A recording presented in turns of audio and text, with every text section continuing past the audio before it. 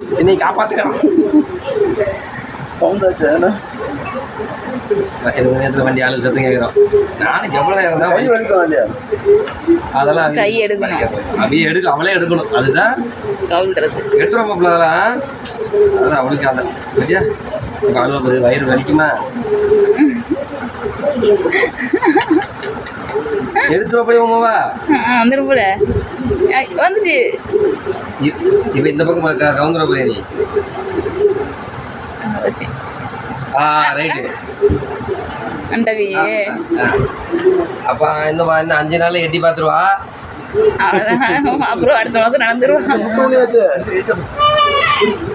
அவ்வளோதான் எடுத்துச்சு. இன்னும் கொஞ்சம் தான் வந்துச்சு எடுத்தாச்சு அவளே.